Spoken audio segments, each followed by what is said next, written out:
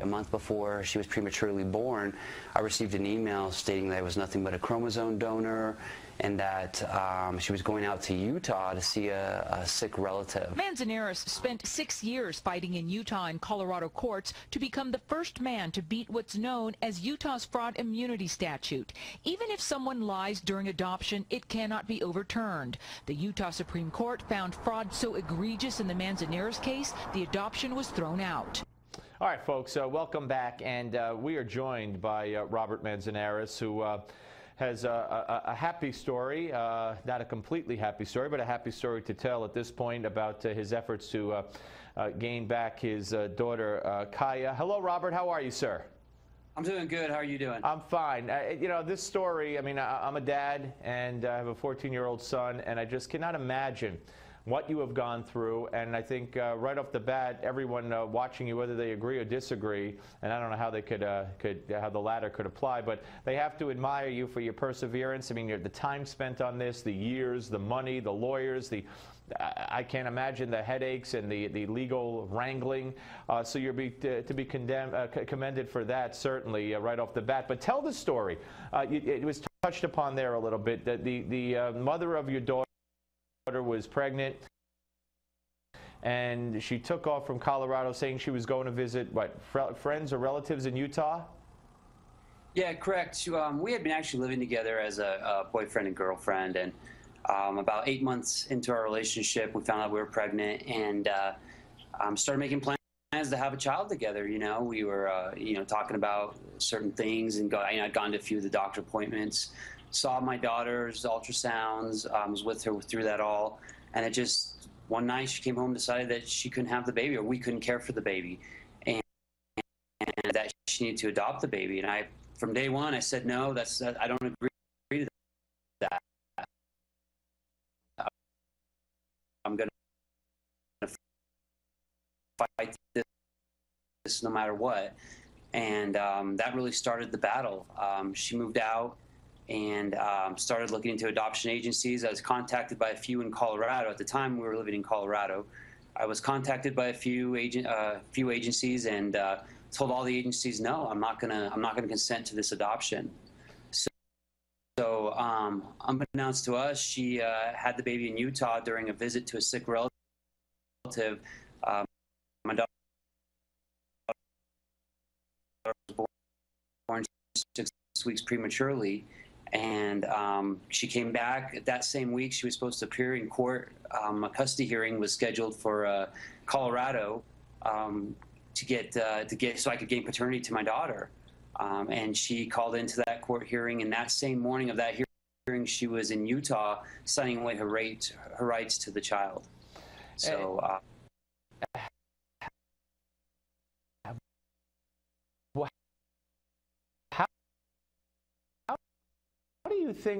Why do you think, or how is it that Utah has this cockamamie, fraud immunity statute? I mean, it's an oxymoron. It's counterintuitive. It's everything you could, talk about. It's a fraud immunity statute. I mean, how do you have something like that on the books?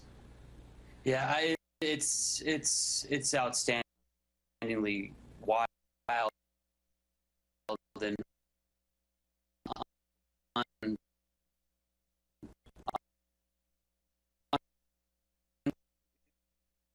unconstitutional on so many levels.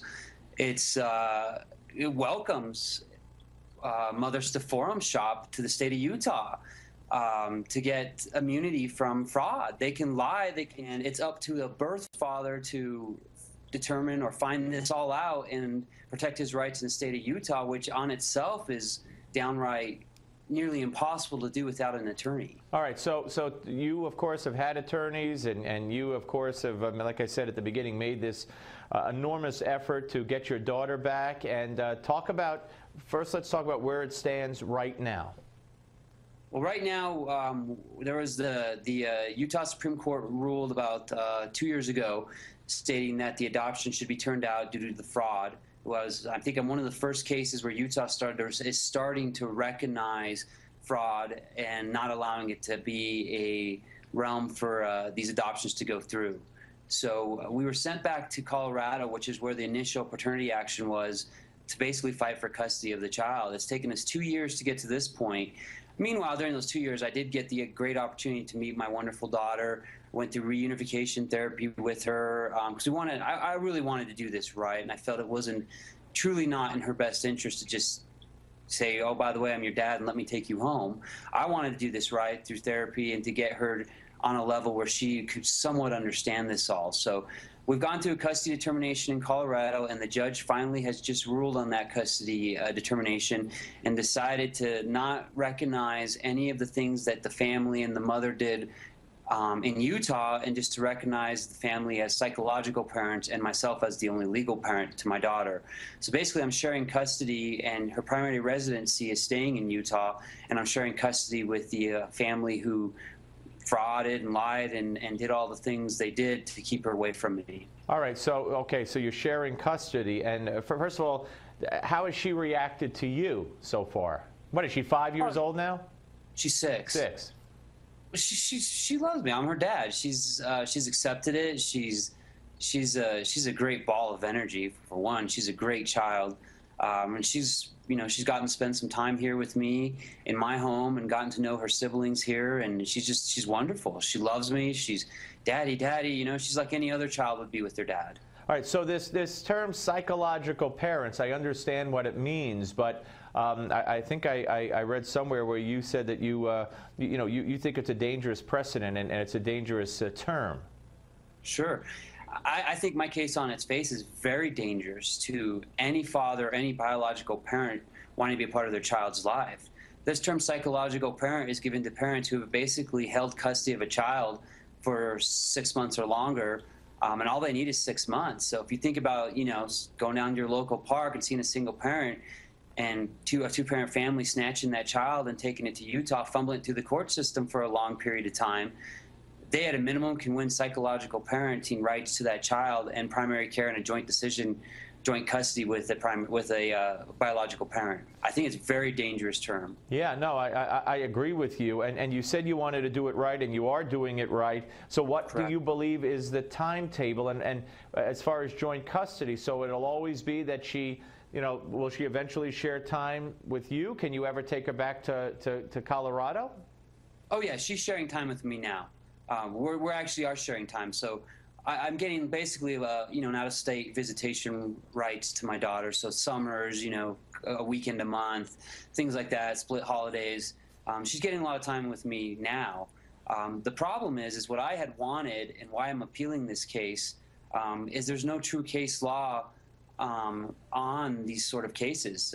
There's this thing called custody by estoppel, where we're basically rewarding a family who did all the things they did by keeping me away from my daughter and fumbling through court system after court system, and now winning rights to my daughter, which they should have never had the opportunity to even apply for rights to my daughter.